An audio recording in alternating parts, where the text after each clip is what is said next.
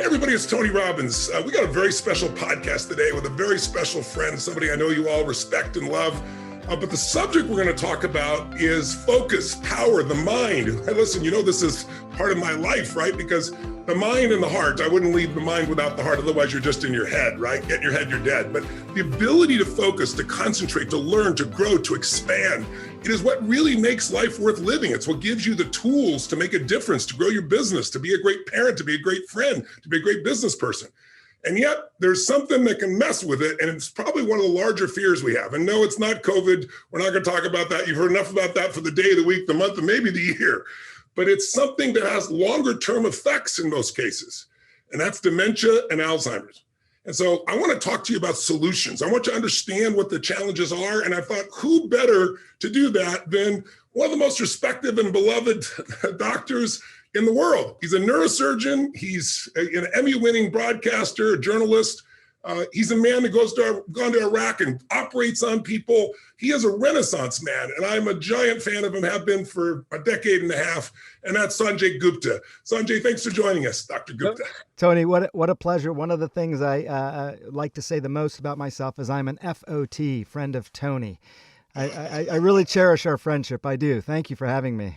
I've just got done reading his new book that I recommend all of you go get here. It's called Keep Sharp, Build a Brain, a better brain at any age. It's really like a 12-week action plan. That's what I love about it. It isn't just cognitive understanding, but here's what you can do to improve that. Not only to avoid the problem, but to strengthen yourself right now.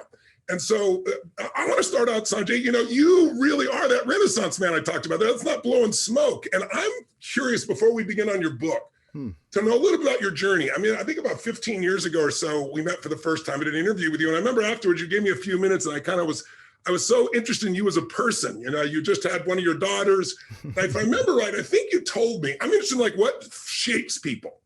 And, here you have this incredibly broad background. I want to know how that journey began and what influenced you. Correct me if I'm wrong. If a long time ago, I think you said your mom was one of the first female engineers, if I remember, in India, or maybe the first here in America at Ford, yes, where your parents met.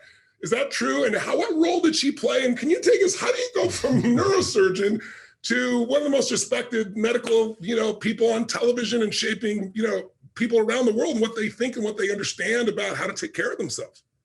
Well, you're very kind to sort of portray it that way. It's interesting. We all have these sorts of journeys, and sometimes we don't get a chance to reflect on it like this. But one thing I do want to say, though, my mom, I think, for a lot of people, their parents do have this influence on them that maybe they recognize even more so later in life. Yes. She was the first woman ever hired as an engineer at the Ford Motor Company. Wow. And which was incredible, really. I mean, they just didn't have women engineers at that time. And it was, to just tell you a funny story, she goes there, she's determined. My mom is one of these people. She's determined, Tony. You would love her. She never says no. She just doesn't give up. Anyways, she's cold calling. This is in the mid 60s in Dearborn, Michigan, home of Ford. She's wearing a full sari, and it's winter time. I'm just painting a picture for you, and they're not used to seeing a sari, let alone an Indian woman, let alone someone who wants to be an engineer. And she's cold calling, and eventually, gets these meetings, and they say, look, we don't have any engineers here that are women. And my mom says, and if you don't hire me, you never will. So that was the line that kind of, so that you talk about shaping people, that I remember that line my whole life. But the other thing, and you'll get a kick out of this, my mom's name is Damayanti. That it's a long name. And so they immediately said, you have to shorten your name. They told her she had to have a nickname, which, is just weird to even say that. But regardless, that's what they told her. She thought quickly and she said, okay, it's going to be Rani, which means queen in Hindi. So she basically said, if you're going to make me change my name, you will call me Queen for the rest of my professional life. So that's my mom. It's almost like enough said, right, in terms of what shapes you. But she I think that's a big part of it. I also think a lot of people, maybe you as well, Tony, my parents sacrificed a lot for me. They made a lot of sacrifices, in order for me to get a good education. And it was not easy for them. My mom lived as a refugee for part of her life, all that. I do feel like there is a desire to just do as much as you can as a result, almost just do things. So sometimes there's not even something that really ties it all together. I got a little time here on earth. I've been given this great gift of great parents, and let me just do as much as I can. That's Yeah. really the journey. Well, you've been hungry, like to learn and grow. I'll tell you another thing I really respect about you. I've never used drugs. I'm not a prude. It's just I grew up in a family where drugs were abused and alcohol was abused. So, my associations are pretty intense against it. But I saw you talk about medical marijuana, and I think you won an Emmy, if I saw, for your series we did. We said, hey, I was wrong. There's new insight. There's new science. Today, that's one of the biggest difficulties we have. We have a lot of science that contradicts each other, and today it's only one voice. Like COVID is a perfect example. Like people that are equally qualified, they're taking off social media and so forth today. But you have a different attitude. You have this attitude of like, I just want to bring what's right. Where does that come from? And how did you make that journey of shifting, for example, on something that you felt so strongly against, and then you felt it really does make a difference in certain situations, especially with brain issues? Well, I think with regard to the COVID, and again, I appreciate you portraying it this way, Tony. I mean, these are difficult times, no question, and you're right. I mean, you talk about the clashes between science and policy, and Yeah. and the economy and all that. These are real clashes. People will write about this historically for hundreds of years to come. So, what I think, I don't think society has enough honest brokers, to be perfectly candid with you. Yeah. I think there's too many people for whatever reason, and this isn't a criticism as much as an observation. There's too many conflicts. People are they're just conflicted, Yeah. and it's again. I'm not saying it as a criticism, but you have to acknowledge it. I do think, and I'm biased, but I would think that journalists have a little bit of an honest broker role in here. Yes. What did I do? I'm not. I made a point of not being beholden to anyone or anything. I don't have, any kind of secondary gain issues or anything. I do a lot of homework. I'm reading the science all the time. I mean, during COVID, I woke up at 4:30 every morning for 14 months, including the weekend, so I could talk to my counterparts in China and Taiwan and understand what was happening there. Wow. And then I'm talking to patients and scientists here and vaccine makers and policymakers. You feel like you got to get a master's degree in it. And I think that's the hunger, but that translates as a journalist into something that I think is a pure, well-informed product. So a lot of people do that. I'm not the only one, but I'm saying that's kind of how I approach it. With the marijuana thing, I'll just tell you, this kind of dovetails nicely into it, because I did not see a lot of good evidence supporting medical marijuana. I wrote a Time magazine story about this 2009 timeframe, I think. Yeah. And what I realized, Tony, as I started to dig into it a few years later, was that if you were to just go look at all the literature on medical marijuana on our big literature sites in medicine, you would find, just at a macro level, 94% of the studies were designed to look for harm, 6% to look for benefit. My point is that 94% of the studies were being funded to look for a problem. And only 6% of the studies were being funded to look for a benefit. Already, the system was so askew. So it depends how deep you want to go when you look at these things.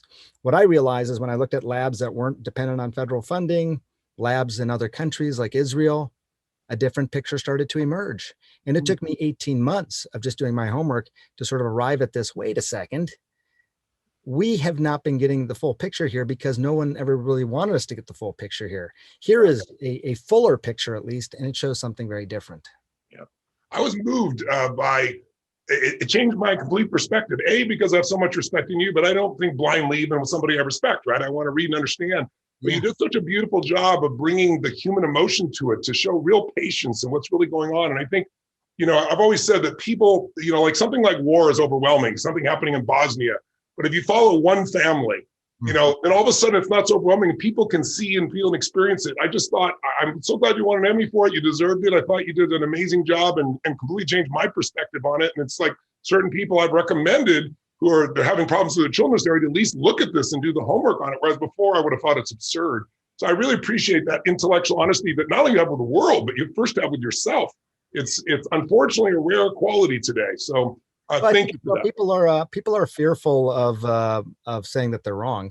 I mean, this is something you've talked about and written about. I mean, it can be a paralyzing thing. And I mean, we do live in a culture where if you say you're wrong, then people will, pounce on you and criticize you and maybe you. Feel like to some extent you feel like, have I lost trust if I admit that I'm wrong? I don't know. I mean, I don't have all the answers, but I will tell you that the tip of the spear has to be just total transparency. I mean, agree. God, I sleep so well at night, Tony. I'll show you my sleep. I sleep like a baby because I put it out there. I'm honest. Yes. Let's talk about your book. What made you decide to write, keep sharp, excuse me, but also keep sharp is keep smart to me. That's what I want as well. But you did it in the middle of COVID. And tell us a little bit about the journey. Why did you write it? And, how did you originally plan to have it come out this time? Did people really see it? Because, so much of our world is tied to the right now. Yeah. Here's something that affects people a lot more than COVID, a lot more people and for a much longer time affects families.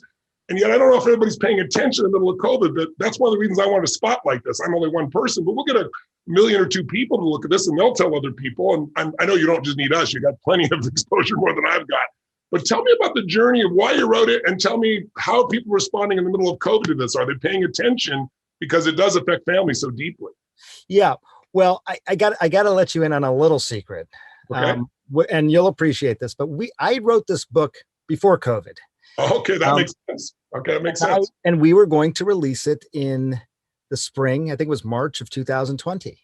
Got it. And, it was just one of these times where there was two things that were going on. One is that I was, as I just described earlier, very, very focused on COVID at this point. So releasing a book on a totally different topic, it just toggling my mental sort of bandwidth. I just didn't think I could be as authentic in both areas. Yes. The other thing is that it just, will people read this? As you say, the urgency of COVID, will people read a book on a totally different topic?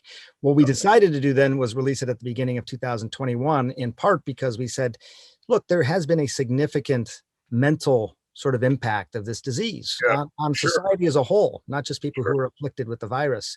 So maybe this will be of help. And we released it. And I think, I think people have found it helpful in that regard, but it was a little challenging to figure that timing out. Again, something that I think you appreciate. Yeah, of course. Tony, what I tried to do here, and this is a inflection point, I think, in life, because I've been straddling these two worlds of being a journalist and I still practice neurosurgery. Yes. That is still sort of my first love, if you will. I think I identify most with my colleagues who are doctors. I go to the neuroscience meetings, I do all these things, and I'm learning all these things in that world that aren't necessarily totally translatable to my other world.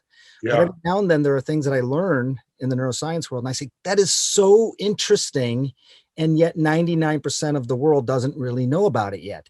Isn't this what I'm supposed to do? Aren't I supposed to be a translator of this kind of information? And so, I'll tell you just briefly, one of the things that was coming out in the neuroscience community, which I thought was revelatory, was that you could build new brain cells at any age of your life. Yes. You used to think you got a certain number. That's right. There's no neuroplasticity before the 90s, right? No neuroplasticity before, but even the idea, so neuroplasticity, harnessing existing brain cells to do different things. Oh, but you're saying making new brain cells. New brain cells. You used to think that you would drain the cache. That was it. Alcohol would accelerate that decreasing of neurons. And now we learn that you can grow new brain cells at any age. We thought you did it when you were a baby, like your 3-week-old, building lots of new brain cells, or you did it after a brain injury, like a stroke or a traumatic brain injury. But the fact that a healthy brain at any age could grow new brain cells. So you're essentially saying you have an organ in the body, which happens to your brain, which can continuously actually lay down new brain cells and have all the benefits of that, being sharper, being happier, being more productive, everything, as you get older, which I thought was just really inspiring. As long as you make demands, is that correct? Yes. Anything else, right? If you don't make the demand, then there's no reason, there's no need. Is that true? There is a use it or lose it phenomenon, but we are learning so much more about what that means, right? Because I think we have a tendency to I'm going to do, 10 crossword puzzles, and that's my use it or lose it thing. And that can be great. But when I learned about how the brain actually grows these new brain cells and what that means, it made me reflect more on how I actually keep my brain optimized. I do it totally differently now. Well, let's dig in. How about, what are 3 of the biggest things that you could share that make the difference between a toxic brain and a healthy, strong, fit brain? One thing I just want to define a little bit is that healthy brain thing, because I Okay. think a healthy brain, I really found this interesting, Tony. People define this in different ways. A healthy brain, a healthy heart. So every time it pumps the chamber, it pushes so much blood out. Yeah. It's Okay, the easy to, healthy easy to heart does measure. Yeah. the pump. You can imagine that. What is a healthy brain? And some people will say, what's a brain that's doesn't, devoid of mental illness and things like that. People have all these different definitions. This evolutionary biologist I spoke to said a healthy brain is a brain that has a wide circle of view. That's what he said. Yeah, I was like, what? Explain that to me. And he said, the more and more people that you are truly willing to let in to your circle is evidence of a healthy brain. Wow, that's so interesting. Right? When you're a not healthy brain, you get very insular. Yeah. Nobody really, maybe just you and Sage, Yeah. healthier brain, all of us. And it's really interesting because you can start to say, well, that's empathy. But no, Yeah. that's more than empathy. That's actually creating a group of people who are your sort of tribe. These are Yes. people who you swap ideas with. These are people who are intellectually stimulating. They Yes. have all these purposes. So the wider circle of you is a healthy brain. And I really like that because again, we don't know how to measure a healthy brain otherwise. I can measure your cholesterol, I Right. can measure your blood pressure, but a healthy brain, a wide circle of view. So a couple things I would just tell you, and some of this is I think changing your perspective a little bit, but some of it's like really specific. We use our brains kind of like we live our COVID lives right now. You're probably primarily at home. Maybe you go to the kids' school, grocery store, a few places, and you got that down pat. Right. That's kind of our brains. We use our whole brains, but we use 10% of our brains 90% of the time. Yeah. Okay. What a healthy brain is basically starting to use other parts of the brain to kind of, if your brain, that 90% of the time you're spending is your city, this is about visiting other cities, creating new cities and things like that. So when you're doing things that you do over and over again, crossword puzzles, playing the piano, whatever, those are great things. That's like driving in your city really well. Like you got this, I can get to these points, no problem, my eyes closed. When you start to do things that are very different, get New you out of your pathways. comfort Yeah. zone a little bit, that's when you're starting to really stimulate this process of neurogenesis, which we didn't even know you could do until recently. So here you got now new cities that you're essentially constructing in your brain. And that is a joyous experience. Yeah. That is a place that literally and figuratively expands the circle of you. So what does that mean? It could mean something as simple as tonight when you have dinner, Tony, I want you to eat your dinner with your non-dominant hand. Okay. If you're right-handed, I want you to eat your entire dinner with your left hand. Yes. Now I know that sounds silly. No, it doesn't. I understand. You're creating new pathways. You're creating new pathways. You're laying down new brain cells and you're making new roads. If the road that you know so well, Tony, in your city gets blocked one day, what are you going to do? You don't know these other roads. You haven't built them. So your road is great until it gets blocked. And then all of a sudden, cognitive dysfunction, memory loss, smaller circle of view. If you've built like 20 roads around that road, no problem. You still get to your destination. It's like how we think of the heart. Heart's got blood vessel's got a blockage. You bypass it. I'm being a little bit simplistic, but it's the same sort of thing. Oh, it's really helpful for people to understand. I think it's very clear. So do something different. And the crossword puzzles, practice makes perfect, but it is change that builds resilience. I think that's the key. Use your non-dominant hand, take up a new hobby, whatever it may be. My wife started painting with her non-dominant hand. Wow. It does a pretty good job, by the way. So this is a skill that we didn't know she had. So. And other skills that you've never tried, learning a language, singing, other things that you might enjoy, but that will cause you to use a whole different aspect of your brain. I learned how to play the ukulele. Did you really? Yeah. Cool. My wife knows how to play the ukulele. They taught her in school in Canada. Is that right? It's me and the Canadians playing the ukulele. But I would have never in my life thought I'd play the ukulele. It's kind of I take the guitar or the piano. Ukulele, because it was so different. And you're a Sage, your wife knows it is really different. Yeah. People who think it's just a guitar but smaller. No, it's a whole different strumming pattern.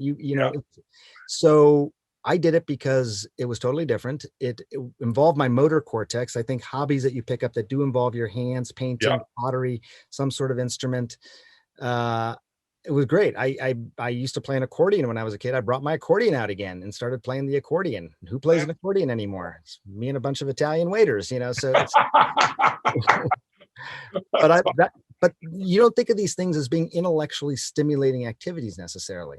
Yeah. But the fact that I learn things because I want to grow new brain cells. I play the ukulele because I want to grow new brain cells. It's a different way of thinking, Tony.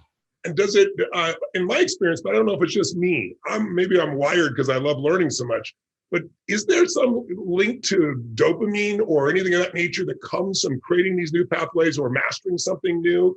Or is that something completely different? When I talk to these neuroscientists about the impact of creating these new pathways, they didn't so much talk to me about whether there was a objective dopamine release. What they described, though, was an ability to see patterns that you'd otherwise miss. Yes. Connect dots that you would otherwise miss. Like, yes. I got this. Oh, wait, because I've been building these new pathways, I can connect these two dots. Yes. And they brought it up in a way, Tony, that suggested that's a very joyous experience. Yeah. When you connect a pattern, you got it. That's how this goes together. Yeah. Is that dopamine release? I to be honest, I don't know. Is it joyous? Yeah, that feels pretty good when suddenly you find a connection like that. I think it makes me happy. Maybe it's I don't know what the principle is, but I know at least it's true for me. I don't know if it's true for everybody. Most people, it seems to me, it's true for. But again, I'm biased. Whenever I got a bias, I try to look some other direction. But one thing I do know is, someone's self-esteem is greatly enhanced or diminished by how much they feel they control events versus events control them. And you brought up one of the most important elements. It's one of the things that I respect about you personally. And it's one of the reasons I think you're so good at what you do is you're incredibly good at pattern recognition. I talk to people all the time, like, you've got young kids, I've got young kids, I've got a brand new young kid, and I got grandkids. And I look at 2040 and go, that sounds like a long time to some people, but I know a decade goes like this. In 2040, I read all these studies about, they're done at Oxford about we're going to see 1 billion jobs disappear. And everybody's like, well, we'll create all the new ones. I'm sure we will long term. But, Sanjay, that you look back in 150 years ago, we were like 90%, 85% farmers. And we went from that to 3% and we feed the world. But it went over a century and a half. Right. And now we've got changes that are happening self-driving cars. 3 years, 5 years, 10 years, I don't know, but it's going to happen. Who's going to buy, pay for a truck driver to work 8 hours who wants health insurance and might go on strike when they can buy a vehicle that can work 24 hours a day and have lower insurance and they can write down the cost. So that, you take Uber drivers, truck drivers, you take taxi drivers, that's 5 million people in the US alone. That's the entire job loss that we saw in 2008. And so no one's preparing these people. So one of the things I'm passionate about, and that's one of the reasons I really want people to get your book as well, is pattern. I think there's 3 pieces that make somebody powerful at what they do. I don't care if it's a dancer, a singer, the best financial traders. You and I know some of the best people in the world in a variety of categories where they own a domain like you do. And what makes them great? Pattern recognition is number 1, but then it's pattern utilization, right? You can see a pattern, but if you can't figure out how to use it for a greater good, and then ultimately what makes them masterful is pattern creation. And I think those 3 patterns are what I'm trying to teach my grandkids and my children, because that's what's going to make them. It doesn't matter what job changes are, those skill sets are going to be there, but you can't have those skill sets if not all this is functioning at the highest level. I totally agree with you. Obviously, Tony. I mean, I think that the one of the not ironies, but one of the things I think that was a real insight for me was basically what you're saying, but in the form of fundamentally, I do believe that people generally know the right thing to do. I agree. So in some ways it becomes a question of why did you do the wrong thing, right? Yeah. You knew the right thing to do, but you did the wrong thing. Again, I'm telling you, Tony, I mean, people come to you for this sort of knowledge. You don't apologize. I'm learning from you, brother. Keep going. But I think, I think it's very interesting, like how how you perceive something. Is it that you didn't know the right thing or you chose to do the wrong thing? And if you use bad judgment, bad decisions, why is it? Like, what's the root cause of that problem? And I think this gets back to healthy brain. someone who's feeling better about themselves, someone who feels more empathetic, is wider circle of view. Their aperture of life is wider. They're not looking so much in the reactionary moment. They're able to look further down the line and sort of imagine themselves further down the line and still having a good life further down the line. Yeah. That is in part the healthy brain. But I didn't, I like when you bring up the example of these drivers, 5 million jobs lost. Yeah. Like probably like you, I imagine your mind immediately went to, so what are we going to do about that? Right. Exactly. What are we going to do about that? Person who's saying, what are we going to do about that? They're able to have a wider circle of them because you're wanting to solve that problem. We got to be thinking about, different levels of education. We're going to figure out what the next sector of society is. It's going to require these types of skills. So you think that comes from a healthy brain as opposed to a value system, or do you think it's both? Okay, that's a very fair question. I mean, I don't think that it's necessarily the same for everybody. A healthy brain doesn't immediately equate to this ability, I don't think. But if you define a healthy brain as that larger circle that you care for and you're tied to, maybe it does. Yeah, I guess if the core motivation is I'm worried about these 5 million people. I mean, that's my core motivation. It's just, I'm not looking at this from a strict policy standpoint. I'm really feeling empathetic towards these people. Then I think the healthy brain part kicks in. I mean, it doesn't give you immediate talents to be able to recognize patterns. For some people, that's a real skill, but it's putting you in that direction of, I'm going to solve this problem. And there's different ways to solve the problem.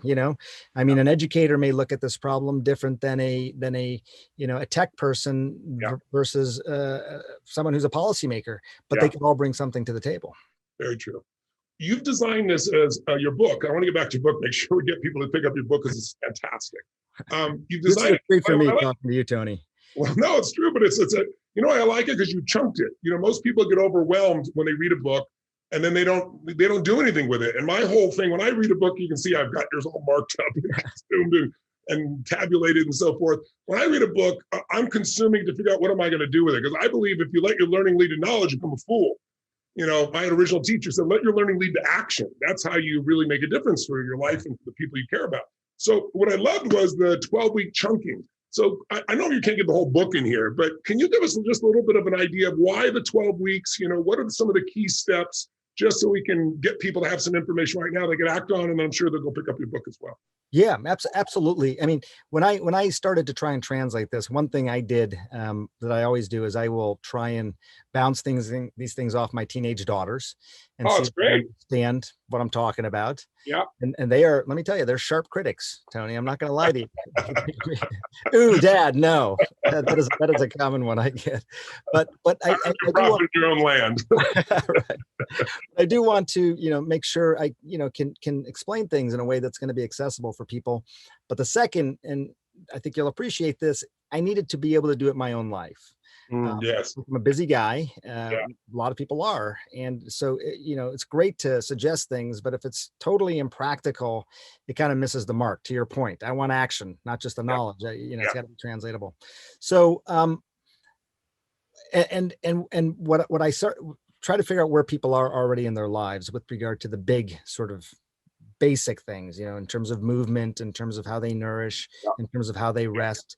And I use those words specifically: movement as opposed to exercise, nourishment instead of diet, rest instead of sleep, because I wanted to explain what the value of these things were. I love the way you did that.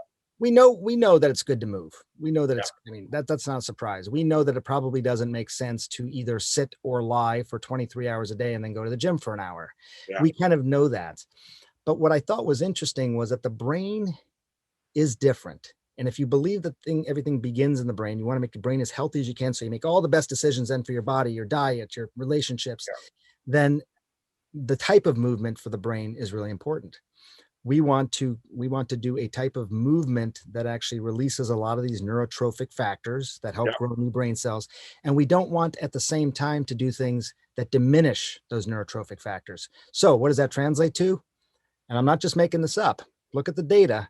Brisk walking is going to be far better than intense exercise when it comes to your brain. Mm-hmm. If you want to intensely exercise, that's great. And, you want to win your triathlon time, fantastic. But if you're specifically thinking, I am right now engaged in a period of time when I'm going to optimize my brain, it is brisk walking.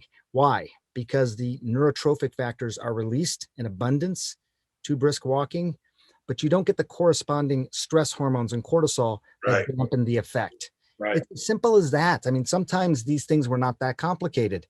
So that's an example of something that I introduce people to sort of in the first couple of weeks and really explain why. Yeah. And then I would layer something into that. We know connection is really important. Again, that's not new knowledge, but what we're learning more and more is that it's the profundity of the connection. And by the way, I can measure that. I can measure the depths of your connections in a way. One of the ways to develop a particularly profound connection with somebody quickly is to be vulnerable, Yeah. is to ask for help. And it's uncomfortable. But if you do that, you rapidly increase the profundity and power of that connection. Mm. And so, when I was thinking about the things that I would ask people to do, it would be to take a brisk walk with a close friend and talk about your problems. Mm-hmm. Do you think of that as brain sort of movement, brain sort of nourishment? It is. Out of all the things I could tell you, read these great books, eat this certain meal, taking a brisk walk with a close friend and talking about your problems may be one of the most beneficial things you can do for your brain overall. It gets at some of the biggest things. And I use that as an example, Tony, of how I layer people through these 12 weeks, getting them to that point and that vulnerability and how to get to that vulnerability, writing letters, how to ask for help, all that sort of stuff, which I never thought would be part of a brain book. But those are the steps you need to take to get the optimization that we're talking about. And again, Sanjay, I sound like I'm a fanboy for you. I guess I probably am. It's because right back at you. I think one of your great skills on screen is that you are vulnerable. Like you share information, but it's not just intellectual. Like you can feel your concern. You can feel when you're not sure of the answer and you don't know the answer, and you'll say that, which I don't see many doctors say. I think it's one of the reasons people respect and love you so much. I think that's beautiful.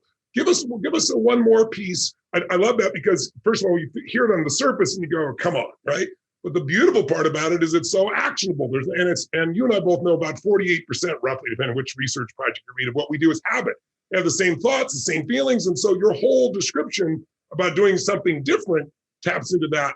But to take something that is so natural and so easy and so effortless and be able to develop brains that someone can do this at any age, right? That's what I love about this. And it doesn't matter if they're advanced in age or they're young. This is something that we all desperately need and want. It's what makes us feel more alive and makes us more human.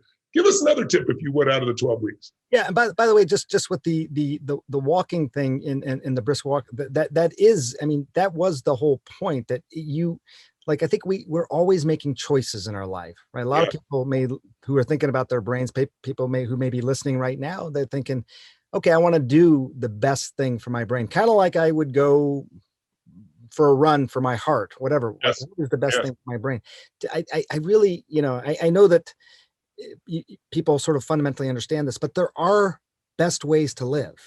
Yes. This isn't just a random sort of way that we're navigating our way through life. There is a best way to live for your body, for your brain, for your mind, and all that. Your well-being. How it exists. Yeah.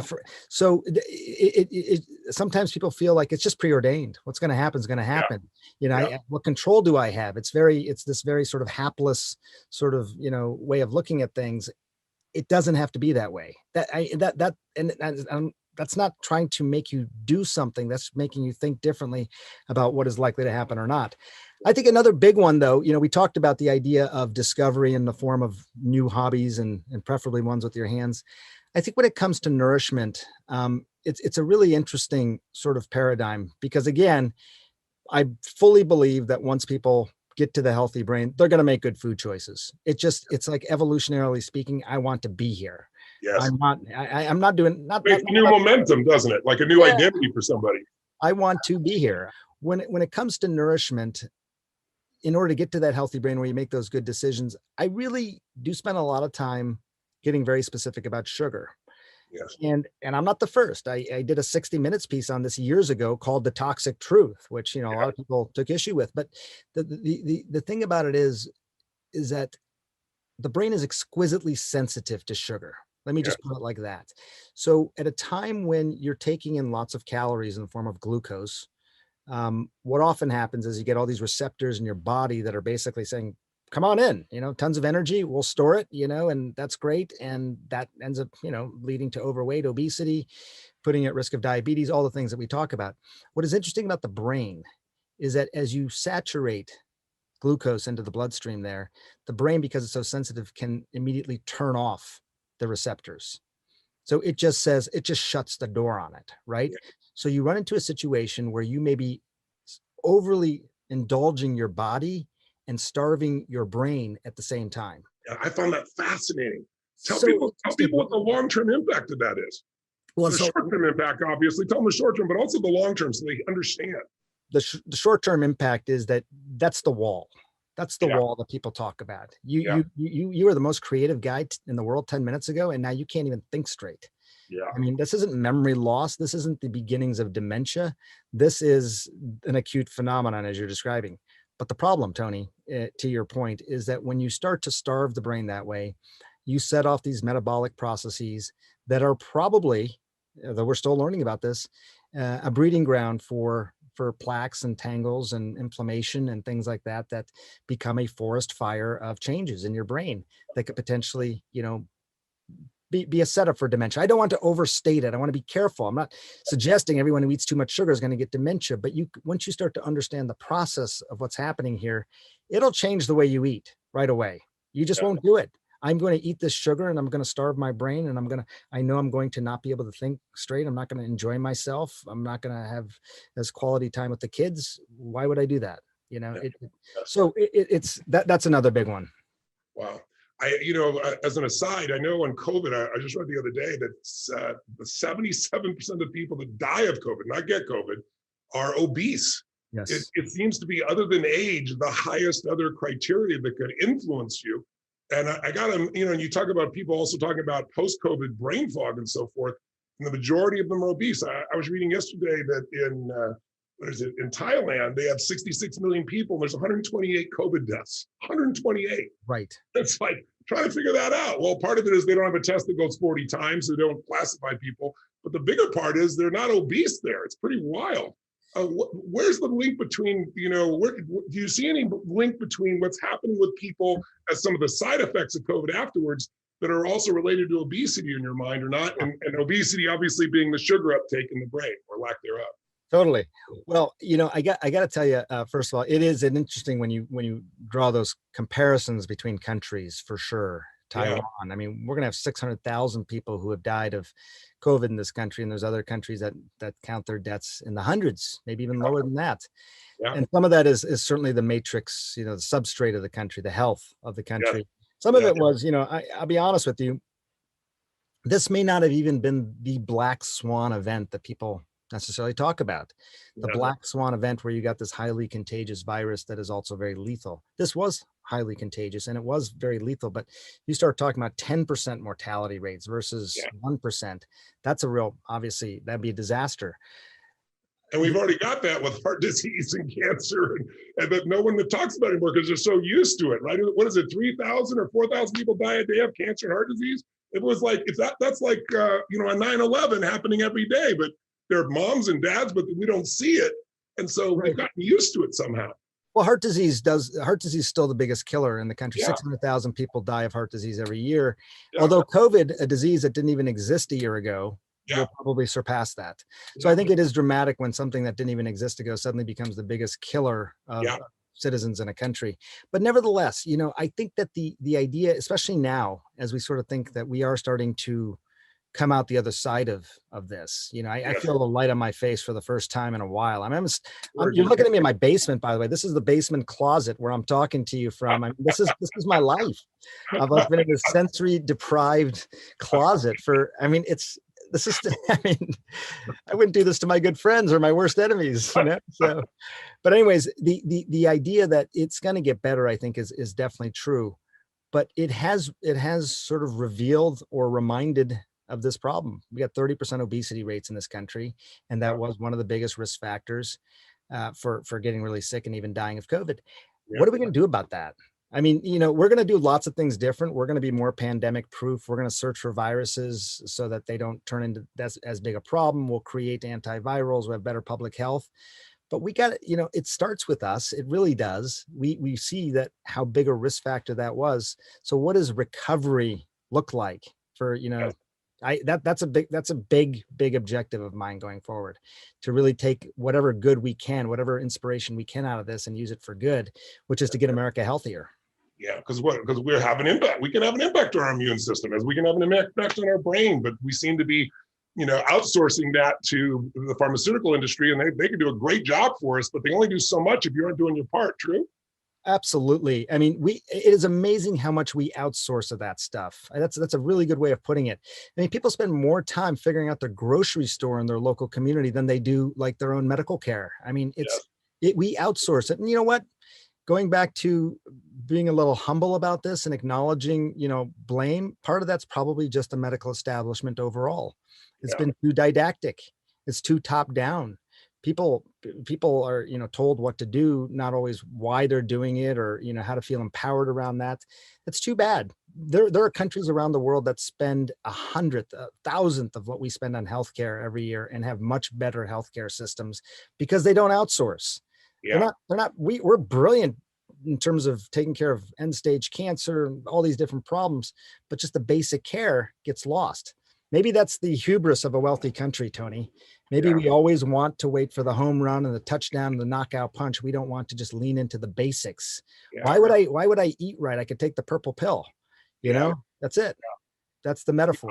I feel for doctors though, too, because, you see, the metaphor I try to give people is, doctors out there, I know you're an example of it. Like, here you're doing all this and you're a neurosurgeon. I mean, I can only imagine how you try to manage all this and be a father and be a husband and be, I got my own versions of that, but I know what that must be, get a sense like for you. And then, here you are trying to help somebody and you're seeing all these people like they're drowning in water, and you jump in, you swim, save one, and then there's two, and you save two, then there's four. There's no time to go upstream, see who's throwing them in. And it's like, and I look at that today, it's really fascinating. And there's so much new data coming out. I was looking at this group called New Amsterdam Genomics. I don't know, are you familiar with that company? Yeah. Mm-hmm. I love what they do because every 2 weeks, they don't just give you a genome breakdown because your genome is, as you know, is the light bulb. The light switch is epigenomics. Right? That's what's going to trigger it. Two people with the same genes have a different life. But what I love is like, how do you keep up with this? And they literally have an AI, for those who are not familiar with the company, and every 2 weeks it reads all the new journals. And it's an average of 3 million pieces of literature every 2 weeks. How would a doctor ever keep up with that? I mean, there's, the half-life of medical education, I don't know what it is now, 4 or 5 years. I haven't read the most recent study, but holy cow, it's a tough job. And that's why I think we got to be the CEO of our own health. That's why I'm having you on. I want people to take charge because there's little things that we can do that can prevent you ever being in that place. So let's talk about those 2 words nobody wants to think about within themselves or their family. And that's obviously dementia and Alzheimer's. What, the second part of your book there, you focus on not losing your mind a little bit, I think is the language you used, if I remember right. And tell me, what do you know about science now that can help us not have to deal with this? Or if we are dealing with it, what are some of the things that we can do?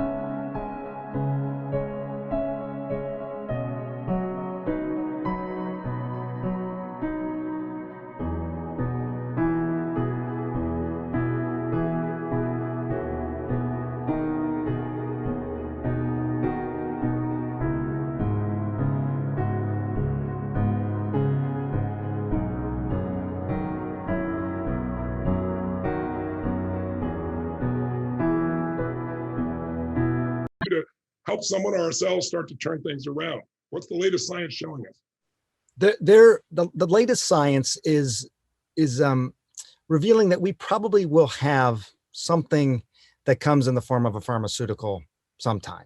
I'm only stating that at the beginning to just give you a sense of, we've gone 20 years, basically 15 to 20 years now without any new therapeutics Right. with regard to Alzheimer's. I mean, possibly going to be one of the biggest neurodegenerative diseases of our lifetime. We don't have anything really. Yeah. I mean, and I'm not trying to sound dramatic, but you just think about that at a macro level. Think about any other disease that's going to be that prevalent where we basically say, well, I don't know what to do, so that's an issue. What I think from a scientific perspective, though, is most exciting. There will be something exciting in that arena, but what I think is most exciting is that we can now visualize the brain in a way that we couldn't before. And this is really relevant. The brain was like a black box. A black box is something that you measure by its inputs and its outputs. You never really get an idea of the internal machinations of the brain. Now we can, because we can image it and measure it and measure its function in different ways. So that's really, I think, very important in terms of determining what's going to work best to basically handle, a burgeoning sort of crisis of Alzheimer's and dementia, because the numbers are increasing. One thing I found extraordinarily inspiring in my case, although it was presented, I think, as a piece of bad news, was that if you look at people with dementia, what you now know is that the process began in their brains decades earlier. Yes. Okay? So they're in their 70s, whatever, 80s, and they have now diagnosed Alzheimer's. But we know from lots of data that people who've had their brain imaged decades earlier actually have the signs of plaque and tangle, things that would be associated with what they call preclinical disease. You have the disease, you just don't have any symptoms yet. Now, people were horrified. 45 million people, they think, in the country are in this position right now.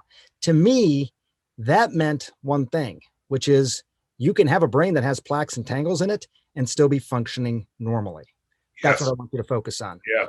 Don't focus so much on getting rid of the plaques and the tangles, because we know that you can still function normally if you have those in your brain. So who are the people who continue to have these plaques and tangles and never develop symptoms? Who are they? Why does that happen for them? And how can I get myself into that position? That's really, in so many ways, I'm simplifying, but that's where the science is sort of headed. We know who these people are. And that gets back to a lot of what we were talking about in terms of cognitive reserve, cognitive resilience, building those extra roads. It's not that I don't have plaque in my brain. It's just that plaque that blocked the road I drive, that's not a problem for me. I got 50 other roads I can drive. Around it, right. Around it. So do I have Alzheimer's? If you were to objectively measure plaque in my brain, you could say that that's someone who has evidence of Alzheimer's disease. Is it consequential for me? No. I'm living not only am I living a cognitively normal life, I'm continuing to grow new brain cells. So I think that's one of the exciting areas just overall about where the science is headed. There's going to be all these other interesting things in terms of injecting AI platforms into our behavior. Yes. What is the best way? By the way, it's not 10,000 steps for you. You're actually much better with 9,000 steps. And by the way, don't ever call your mom on Tuesdays, because you always have a busy meeting on Tuesday afternoons. And running in the morning is definitely better for you than running in the afternoon. Yes. There's going to be AI that's going to really inject and infuse how we live. But ultimately, what I'm describing, I think this idea that there is a best way to continue to rewire the brain exists. Yes. And now we'll just figure out the best ways to get there. There's so many companies right now too that are there's so much money going at just dealing with aging. The benefit, I think, of having a Silicon Valley and the kind of innovation that's gone there is also there's been wealth there that's ridiculous, wealth that can never be spent. And these individuals are now funding, like the guys from Google, types of research that has never existed before, just traditionally through medicine. The funds are flowing. And we're also starting to digitize health, right? It's like we know CRISPR is an example of it, obviously, or the new version of Prime, but we're starting to know that the whole human mechanism is code. So every technology that we've seen grow that we now take for granted, that, on our hand, we got a phone that's 1,000 times more powerful and 1,000,000th the price of what took us to the moon, right? But it now grows, as we all know, it doubles in its power, it halves in its cost. But now we're digitizing health. And to me, that's the most exciting thing about the time you and I are alive, and our kids and our grandkids. I mean, that we're literally on the verge of breakthroughs, and that's what people need to understand. But they got to do the things you're talking about so they can hang around long enough for the 5, 10, 15 years for some of this stuff to kick in. Do you agree, or how do you feel about that? Look, I totally agree with you, Tony. Here's the thing, I think, and this may be more of a philosophical discussion, which I'm love to have with you, and that is that, yes, we will figure out through genomics, through proteomics, through a lot of the research that's happening and aggregating large data like that, so we can find these patterns and all the things that you're talking about, and we can gene edit, in the form of CRISPR and all these types of things, in order to what? In order to live a long, happy life, right? Right. And I think it's wonderful, and I think it's great because it's an intellectual sort of pursuit that entire industries and smart people get around. The only thing I'm saying, and this is the irony, is that we don't actually need all that stuff to get there. No, I agree with you, brother. I agree with you 100%. I mean, we're creating technologies to solve a problem that we can solve ourselves another way, right? Yeah. And that's okay. I mean, it really is okay, because it's kind of like we sent a man to the moon. Why? Yes. What did that do for us? Well, we got GPS out of it. We got better flying golf balls, autonomous vehicles. All these things in some ways derive from that. So there's all these halo benefits of saying I want to promote these longevity therapeutics and all that sort of stuff. Yeah. Part of me does think, Tony, that we'd be better spent just doing the basics that get us there, easy, cheap, and focusing all that intellectual capital on bigger problems. Not that this isn't a big problem, but like important, life sustaining. We got like these huge things. Everyone's planning for the future. Like, what does that mean right now? I mean, I want people thinking about that. So I agree with you. And when we're healthy brains, right, which by your definition means like we have these larger connections and larger levels of caring, you tend to do that because when you care about somebody, you think about consequences in their life. That's part of it, right? That's what compassion is. You step in their shoes. Yes. You and I were 3 years ago yesterday, we were in a place that really shifted my life. You and I were together, we're at the Vatican, and there's a conference the Pope does every 2 years. It's a regenerative medicine conference. Stem cells a big part of that, believe it or not, but it's not fetal stem cells. So the Pope sees this as a gift from God. It's a way to transform life.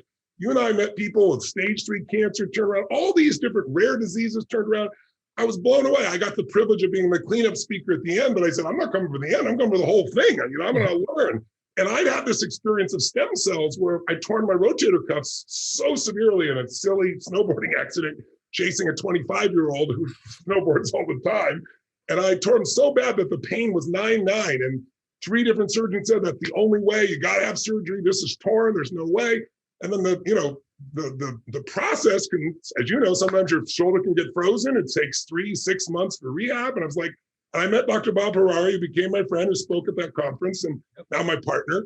He's kind of one of the founders of stem cells. And he said, don't get the stem cells here. Here's where to go. Here's what to do. I had those stem cells. Not only did my spinal stenosis disappear, I stood up for the first time without pain in 14 years, but nothing in my shoulder. So I thought that was the breakthroughs. And then I went there and discovered things like the Wnt pathway, and it was amazing to be there.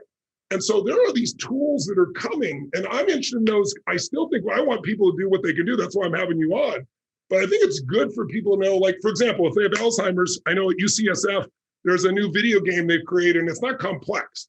It's driving a car, but with all these distractions. And it allows people who are in their 70s and 80s, within 4 to 6 weeks, according to UCSF, to have the same cognitive capacity as somebody in their 20s again, like, because it interrupts you and you have to recover. And that's, I guess, part of what happens sometimes in Alzheimer's. You lose your point of view and you can't get back to it. So there's some tools out there that are amazing. And I want people to know about them. But I'm curious, what are you most excited about that's coming besides what we can do now? I'm not negating everything you said, because I'm in your corner. CEO of your own health is who you need to be. But what are some of the things coming? So if somebody is already in a bad position, that they could say, oh, these are some of the things that could make a difference in any of these areas around brain health or just anything around vitality as a whole that you're excited about? Well, yes. And what did you pull from that conference? I'm curious, because that was 3 years ago. I need to stick with you. Well, okay. So the conference, the cell-based therapy conference was I think a pretty indelible experience for me, as it sounds like it was for you as well. Yes. I found it very interesting because there hasn't really been there hasn't been a good regulatory pathway in the United States for stem cells. So I think a lot of times it gets ignored, to be honest, and even sort of stigmatized a bit, because so many of the initial sort of forays into stem cell therapies we're done in an unregulated way. So I think it sort of blackened the eyes of stem cell. And what you and I saw when we went to the Vatican, which I also found quite interesting, that a cell-based therapy conference happening at the Vatican with the Pope in attendance. It was very interesting. But what we saw was data from people who have more lax regulatory pathways in their countries, like Germany, like Israel, doing studies on everything from injured knees and painful joints to children with autism.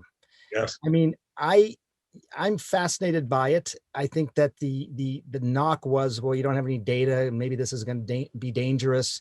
There is data that exists. This kind of reminds me in some ways of the marijuana story. I had to start looking overseas to find the real data, because it's just those studies weren't getting funded in the States. And that happened a lot in the United States as well. And some of that was the collision of science and theology dating back to, 2000, 2001 timeframe. It put us behind. Other countries really took the lead on stem cells. So I found it really interesting, Tony. And like you, I spent a lot of time talking to patients. Like, just tell me about your experience. You and I connected over that, and I heard about your experience. One thing I'll never do as a doctor is tell a patient, you didn't have that happen to you. You didn't benefit from that. Who am I to tell somebody they didn't benefit from something? I mean, this is a truism that I'll always keep. It is my job to make sure you're safe. I would not want you to do anything that harm you. But if you take something and you say you benefit from it, I'm not going to say, no, you did not. And that's a little bit of where we are with stem cells right now. I think it's just a fascinating idea that you could take cells from your own body, minimally manipulate them, and then inject them back into your own body.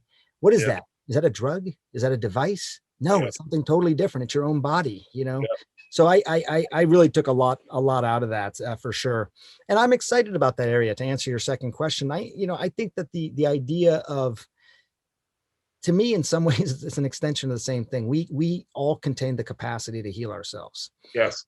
I want to be careful when I say that, because there are people who truly have problems that require extraneous treatment. So I don't want to overstate that, but I think largely within us, we have the capacity to heal ourselves, of body and of mind. And I think the cell-based therapies is a good example of that. Sometimes it's through this, we're going to take cells from one part of your body that are highly regenerative cells, inject them into another part and get these benefits. I think is just really fascinating.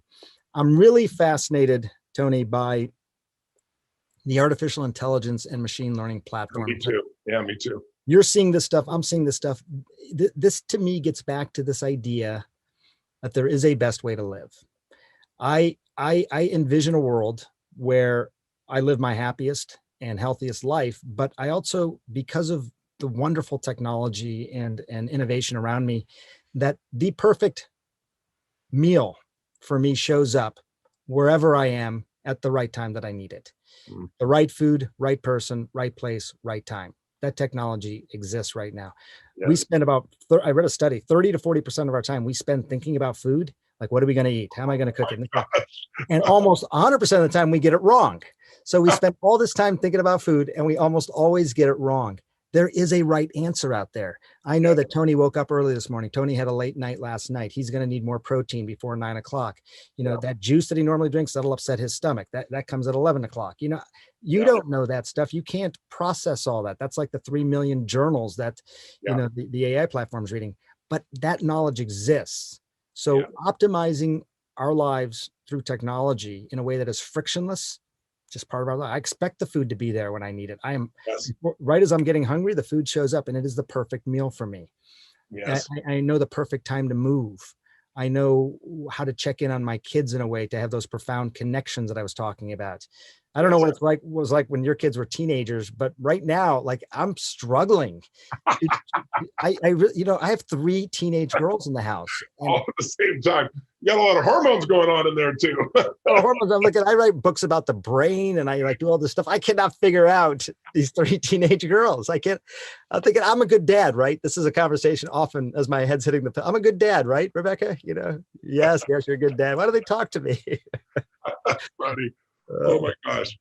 Well, listen, you wrote in your book about the Synapse Project about these super agers, I think you called their super brain people in their 80s and 90s, and they have cognitive abilities that are the same as people in their 30s. What did you learn from them?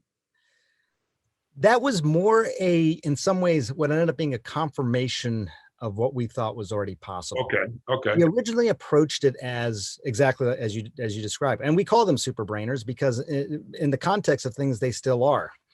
But there was really, there was a few specific mutations that we find that may be beneficial. Mm. But the thing that really jumped out at us, and we spend a lot of time talking to longevity researchers about people who are super agers, super brainers, and all that, and they haven't really basically said, okay, well, this is the super brain gene. If you have this, you will have a super brain. It's the collection of things. It's almost always influenced, as you talked earlier, about more about the environment and the epigenetics, even more than the genetics. Yeah. So it was more a confirmation that the brain can, even as you age, continue to get sharper. That was basically it. We met 90-year-old stockbrokers who are still doing 5-digit math in their head, just like that. Yes. I mean, I can't do 5-digit math. I probably never could because that wasn't a thing that I did. Yeah. But you wouldn't think that you would still be able to do those things. And we think of memory as I remember what to buy at the grocery store when Sage sends you over to the grocery store, whatever it might be. It's not that. It's really that ability to assimilate all this different knowledge and make it meaningful. I think you just said the key word there is meaningful, it seems like to me. And in my own experience, and I don't have your scientific background, it's the more meaningful it is, the more connections you make in the brain, right? The more you remember it, the more it's there. And so the things that are meaningful and that people associate to meaningful are the things they remember. That and emotion, because if you ask anybody, where were you in 9/11? Do you remember the moment you heard about it? Anybody, even in other countries, will tell you. But you ask them, where were you on 8/11 of the same year? They don't have a clue, because information without emotion is barely retained. But when it's meaningful, when there's an emotion connected to it, I think my guess is, I'm not a neuroscientist, you've got to be making more connections in the brain, and therefore, you have more roadways to be able to hang on or pull back that information. How true or inaccurate is that? So it's very true, and it actually has led to a whole new way of thinking about things. When we have strong emotion associated with an event, you tend to release, again, a lot of the same adrenocortical stress hormones that we talk about. That's the fight or flight. You get a little stomach, feels a little queasy, whatever it might be. That's all that. That's the physiological response. What we also know is your blood pressure goes up, your heart rate goes up, and those stress hormones actually, in a way, sear the memories into your hippocampus even stronger. Yeah. So that's absolutely true. What is fascinating, Tony, and again, you read so much, you may know this already, but it can be too much, right? It can get to the point of post-traumatic stress. Exactly. You're incurring the memory over and over again, and it's repetitive and it's destructive. And what people have started doing, based on the knowledge that you just described, is actually giving antihypertensive medications in the emergency room. Someone has had a traumatic experience. I'm going to lower their blood pressure, because when I lower their blood pressure, fewer stress hormones, less likely to become an impenetrable, repetitive, destructive memory. Fascinating, right? So fascinating. They're doing that now, Sanjay? They're doing that now. People who've had traumatic, like got hit by a car on their bicycle, women who have been raped, they're antihypertensives, beta blockers. Yes. To, people take, I don't know if you've ever done it, probably not, because it would take away your energy, but sometimes people who have terrible stage fright will take a little beta blocker before they go out on stage. It's that same type of medication to basically just bring down your stress hormone levels and make it less likely to be a destructive memory. Wow. Tell me, you wrote about something in the book, this dementia village, I think it was in Amsterdam, if I remember correctly. And tell us a little bit about that and what you learned from it. And are you familiar with Dr. Langer's work? Where back, I think it was in the 1980s. She's a friend. I met her. She's, for those not familiar with her work, she did a lot of work with people in their 70s and late mid 70s, if I'm describing this properly. I remember she put them in a monastery, and she's telling me the story in depth, and I read about it later. But what she basically did is have them go back in time. She made the monastery where all the pictures were of them when they were young in their 20s, was the equivalent of their 20s on the radio and the music, and asked them to act like it. And then she took a group where she put in the same monastery, but they didn't act like it. They didn't change the visuals. And not only did they change like a variety of things, like they sat up straighter, their posture was better. Those are things you could guess on. But their hearing increased and their sight increased. And not only that, but the quality of their life increased. Are you familiar with that study? And can you give us any feedback about Dementia Village, and how do we deal with people as they age, so that, besides all things you talked about, so perhaps the environment, because the biggest thing I got from her was that the expectations of the people around you radically affect the unconscious thinking. I mean, I know this obviously, of how people respond. And so in our culture, as people get older, very often it's different than, let's say, an Asian culture, where sometimes elderly is wisdom. Our culture used to have that, but we're so youth obsessed. It's a little different. So I guess I have two questions out of this. Are you familiar with this study, and how much does the expectations of the people around us and our expectations of ourselves affect how we age or how our minds or brains work? And anything you want to share about Dementia Village, because I found it interesting. You've got me thinking, Tony, right now, because I read some of Langer's work. This is from 30, 40 years ago. Yeah, me too, yeah. I did not even know some of those findings about improved senses and things like that. It's really interesting sight and hearing. So I want to answer the question. Let me tell you about Dementia Village, which I just thought was really interesting. It was basically these two hospice nurses who were friends, and they were sitting around talking and about some of their worst fears for their own parents.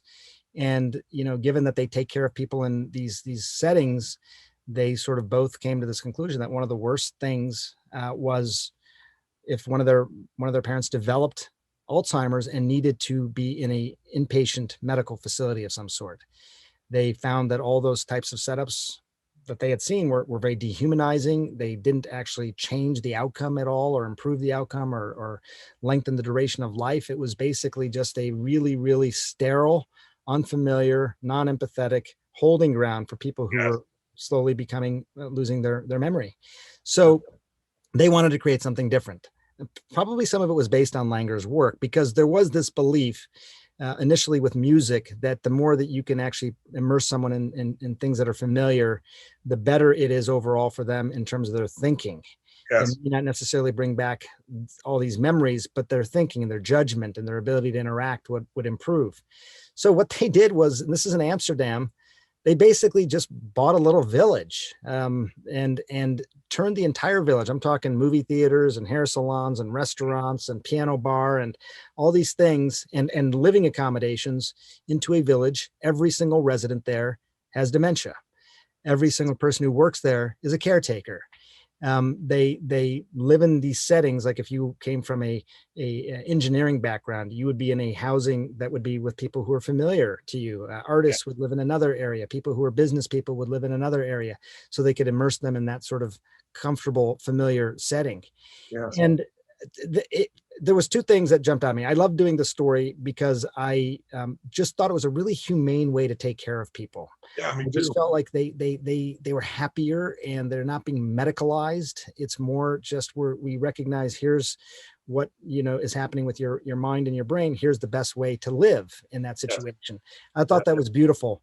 They also found that, like you found with some of Langer's studies, people live longer. They took fewer medications. They ate better. They reported better happiness scores. Their families reported better happiness scores, all this sort of stuff. It was really remarkable.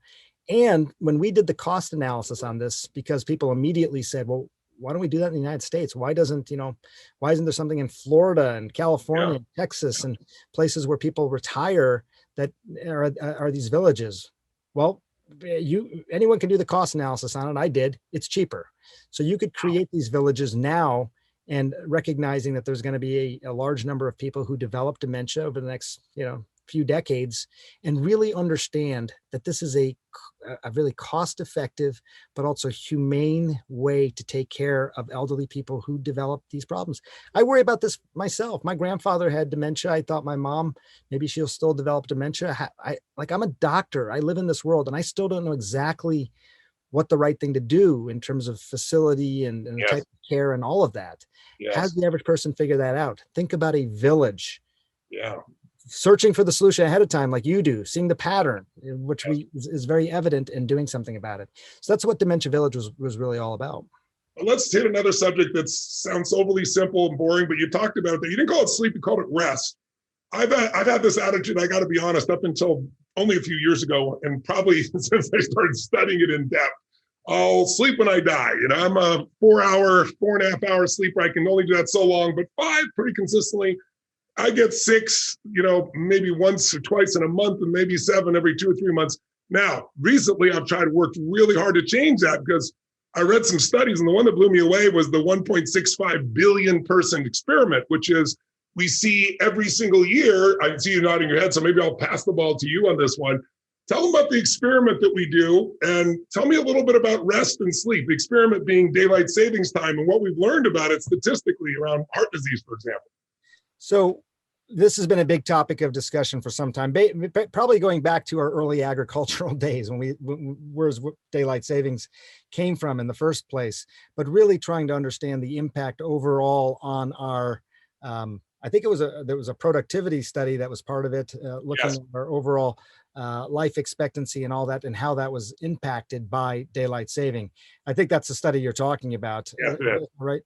Yeah. Well, so. But I want to relate to that to brain health, but the idea that I think it's 24% more heart attacks right after within a week. And then, but when we go back, it drops almost proportionally 23% less heart attacks. That's the thing that grabbed my brain, right? For just that 1 hour change for a society. The 1 hour change that gave us that much more rest, which was, so I think that there's lots of good data about the health benefits of sleep. I mean, there's been literally encyclopedias written about this, and I'm like you, in that I know those things, but I still will try and hit the corners in terms of how much sleep I need, right? Yeah. What I think will resonate with you, Tony, because this resonated with me, is that most of our memory, most of our ability to actually recall things, that process by which those memories are stored happens during sleep. Yeah, and REM sleep, right? Not just sleep. A lot of it during REM sleep. And when you're getting that good quality sleep and you're storing those memories, that is the movie track of your life. Those are your memories. That's your narrative. If you aren't getting good sleep, you have all these amazing experiences, you aren't getting good sleep, you will not recall those experiences as well, if at all, later on in life. And I just say that as almost, again, a little bit of a broader look at, talk about the health impacts of lack of sleep. But if your goal is to have a life that you can continue to replay the wonderful movie track narrative in your life, you can share those experiences with others, all that you want to remember these things, you need to get good sleep. It's just that simple. You need to actually sleep at the time you're having these experiences so that you can really impregnate these memories into your hippocampus. I tell my kids this all the time, by the way, when they're trying to decide, do I stay up all night cramming or do I get some sleep? It's a pretty, when you understand the brain, it's a pretty easy answer. There is another rinse cycle that happens in the brain as well when you sleep. You're rinsing away these metabolic byproducts that we talked about earlier.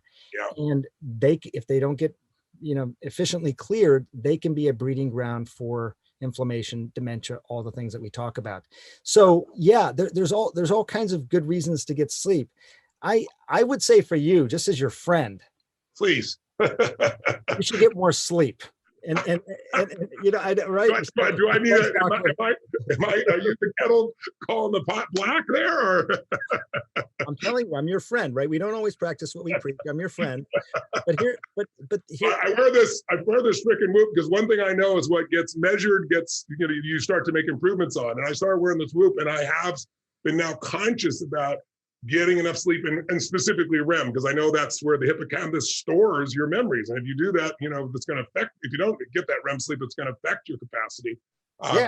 So I hear you. Notice it in the short term, but like if I start to ask you about a year ago or periods in your life where you're really getting poor sleep, they're going to get blurry on you. And maybe there were some wonderful experiences that happened there. But it is really interesting, Tony. I think you are really one of the most relentlessly positive people I know. So I wouldn't say that, getting more sleep will make you happier, because I really feel like you are the guy I envision. I mean, I've told you this before, I'll say it again. Sometimes I need to imagine someone when I'm writing, what is the embodiment of the good that I'm trying to elicit, in the reader's mind. And you are often the person that comes to mind. You really are. No, it's the energy. It's the relentless positivity. I feel like you are always so kind to me, but I think you are just that kind of person. Kindness to me, what I really think I've learned is that kindness to me is the ability to be kind. But I think almost more importantly, it's the act and the ability to interpret other things as kindness. You look at how people behave and you see the good in them. And that's a profound kind of kindness. And so you really, but imagine you on sleep. all that you already have would be like turbocharged. So I think you should definitely, Tony on sleep. I hope out of this podcast, one of the things that people will do is when I listen to something, you hear so many beautiful things. What I always try to do at the end is go, okay, out of this, what am I going to act on? And you're not going to do everything, but are you going to say, okay, I'm going to create a brand new habit. Before I eat for 20 minutes, we're going to go walk with my wife or my friend or whoever it is. I'm going to do this piece. I'm going to make sure I sleep 1 more hour, 30 more minutes, or whatever the pieces are that you get here, or from Dr. Gupta's book here, that you just make them a habit. Because one of the things is people don't realize how easy it is to establish a habit. Habit stacking is one of the easiest ways. Like you're brushing your teeth, and you do your vitamins at the same point, and after a while, you don't have to think about it. It just happens. Or just starting small. I think that's one of the great things that you do, Sanjay, is you make things easy. So you start with 3 push-ups, and you might feel like an idiot, and then all you do is next step, you increase 1%, 2% a day, and before you knew it, you're doing 50 or 100 push-ups, or just eliminating the decision. All the research shows doing something every day is easier than 3 times a week. That's why certain things, like I get up in the morning, I do my cold plunge every morning. There's never a morning I look forward to it, but I do it every morning. And there's not a question. I don't negotiate with myself. It just happens. So a lot of what you want in your life, you can turn into positive habits. But if you learn something and it just becomes cognitive, that's useful. It means it's useful information, but will you retrace it? And the other thing I just want to put is you brought up something really important, just those memories. I don't think we're going to remember everything no matter what we do, but we're going to remember certain moments in our lives. Magic moments, I call them. And it's like, I remember one time, the one thing I felt like I could help people with anything, but the one thing I didn't feel effective at was when someone was dying, especially when someone was dying of, of a disease that's incurable. And it's like, what do I do? And I think part of that is I handled that within myself. And one day I was with this man, and I just like, what can I do to help him? And it's like, and I thought, I can help him polish up his memories. And so I spent 2 hours just asking him questions, which I naturally do anyway. I love people, about his life and what he'd been through and the loves of his life and the biggest challenges and things he was most proud of and what he was most grateful for. And I watched this man come to life with a level that was just so beautiful. But the secret, Sanjay, was stacking it. Not one question or two, but one after another after another. And and I know that you can have 10 minutes of anger and it's going to suppress your immune system for about 45 minutes to 2 hours, depending which research study you read, right? But I found that you can stack positive emotion and it'll flow for hours after that. And it starts to create a different pattern in the brain. And so that brings up one more question, and then I want a final question for you. And that is, there's a 4-letter word that has become an obsession in the last 12 months. And it is not necessarily the overuse of this thought is antithetical to almost all progress. And that word, right, that little 4-letter word really is relating to how we take risks today in society. It's like you look at people today, and now everybody, COVID being the driving force of it, is like no risk. Like, we've known, since the Lancet last June that our kids could be in school, right? They did 3 feet studies versus 6 feet studies, But today, regardless of the individual issue, it's like these same kids staying home. It's like, I'm going to stay home. I'm going to stay away from everything. Where is the asymmetrical risk reward? It's like, 1.2 million people die every year of car accidents, right? And you and I both know if I'm driving down the street, there's a lot of risk. There's somebody on their side of the street, and there's nothing dividing this crazy, or this person who's drunk, or this person reading their texts, or this person who's fallen asleep from crossing the line and kill me, because it happens every day, but we still drive our cars. Why? Because otherwise you're going to stay home and do nothing. How do we find that balance in our culture that has now been pushed to no risk so that we still have freedom and lives? What's your view of that? I'm curious. Well, I think it's a really good point. I think there's a couple things. I think when we talk about risk, to some extent, it does, I think, matter when we evaluate something, what our level of control is with regard to the outcome. Yes. There are some things that are sort of, we feel like we have a greater sense of control over, which is why people will tend to drive instead of fly, even thinking flying is a lot safer. It is safer. You relinquish control, So if there is a human instinct to feel like you're in control. With COVID versus car accident, sort of the same thing. Like, I'm with the car, I feel like I can absolutely get into a car accident. There's no question, but I feel like I have greater control with COVID. It's this thing that's floating out there in the air. I could become infected, all of that. And then there was also the notion that I don't even know what this does to me longer term, like you said, the brain fog and the long hauling symptoms. Yeah. But fundamentally, Tony, I think this has been one of the great learnings for me during this whole thing is that if I come to you and I say something has a 0.5% mortality, okay, let's just say, and that's not even the right number, but let's just say that's the number for this discussion. There's a group of people who will say 0.5% mortality. So you're telling me 1 in 200 people will die. And oh my goodness, we better be careful. We got to, really protect ourselves. 1 in 200. Another population of people hearing the same objective data will say, so you're telling me I'm 99.5% good. What's the big plus, right? Same data. Yeah, exactly. But the issue so that's just the truth, right? And that's how people's minds will work. But I think what I've learned and the insight beyond the fact that the subjective interpretation of objective data is so different is that if you are living a life where you don't have to really take risks, 0.5% could be a lot. Would you put your kid at a 0.5% risk of mortality? Let's just say if that was the issue, right? If this was something that predominantly affected kids, would you put your kid at that risk? Probably not. You could take spring break, but it's 0.5% mortality. I don't know if I want to do spring break anymore, right? So it's that sort of thing. On the other hand, if you are a frontline worker, an essential worker, somebody who has to be out there and you're taking risks all the time anyways, you may err on the 99.5% good. Yeah. And this breaks down across socioeconomic lines. It breaks down across racial lines. There's huge health inequities. So you're absolutely right. I mean, how do you evaluate risk? I mean, I'm surprised sometimes. I've had friends of mine who say, well, they told me that it would be a 0.1% chance of this happening. So of course I didn't do it. And I was saying they were telling you a 0.1% chance because they're trying to tell you the preponderance, the likelihood is that it's not going to happen. Exactly. They're not willing to take the risk. It's I think in part based on where you're coming from, but it's fascinating to analyze the human behavior. It's also, though, a part of it is the narrative that we give both in our education system and our media systems and all the systems that people start to do about how they look at things. Because this country certainly was developed by people that took gigantic risks, not 0.1, not 0.5. And, for my own child, I would look at it differently. I'd say, okay, what is the cost of avoiding that risk? That's the piece that's missing in these discussions so often. And our society has really shifted there.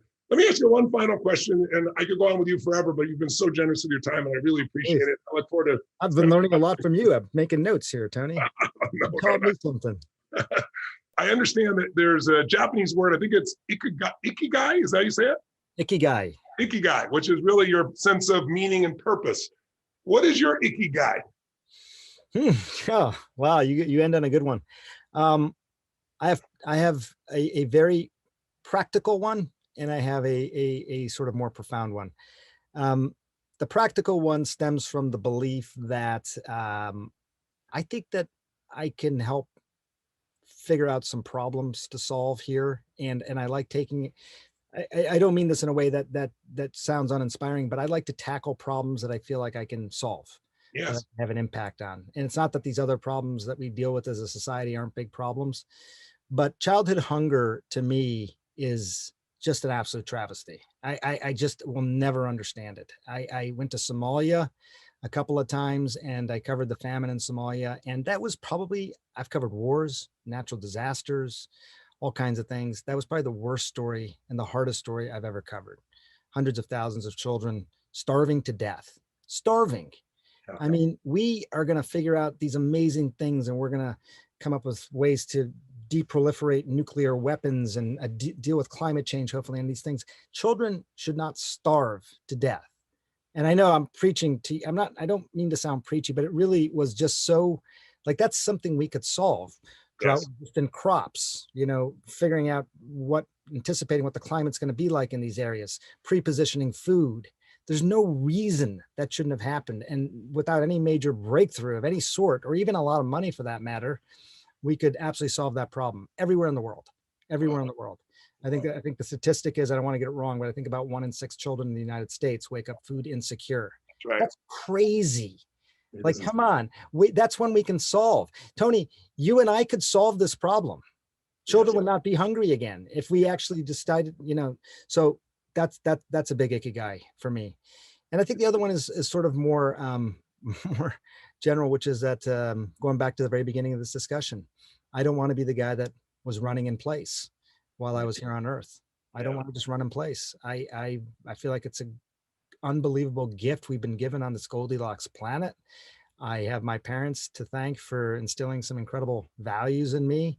I am lucky to I think reasonably good judgment and be curious about the world. And I want to just experience it fully. I don't want to sound Pollyannish that I'm going to solve all the world's problems, but I think it's a great crime to not fully appreciate this gift we've been given. And does that mean having a lot of fun? Yeah. Does it mean doing important work? Yeah. All those things together. That's beautiful. Well, listen, I share your values. I know you know, and I'm going to donate 100,000 meals in your name just out of this conversation today to Feeding America in your name today. I'm going to do that just as an additional. I do a lot there anyway. We feed 100 million people a year there because I'm looking to create those solutions. I created an X Prize that I'm doing in partnership with Mohammed bin Zayed, the MBZ from His Highness from the UAE, $20 million prize to feed the next billion people worldwide and bringing some of the smartest minds together for that. So we're aligned with that, but I want to make that little donation in your name just as a token of my appreciation for your time and your energy and for what a beautiful soul you are. Sanjay, everyone here can experience who you are. It's not just blowing smoke. You're an incredibly humble man. Your parents should be honored and you should be honored. I know they played a role in it, but then you've made your own choices along the way.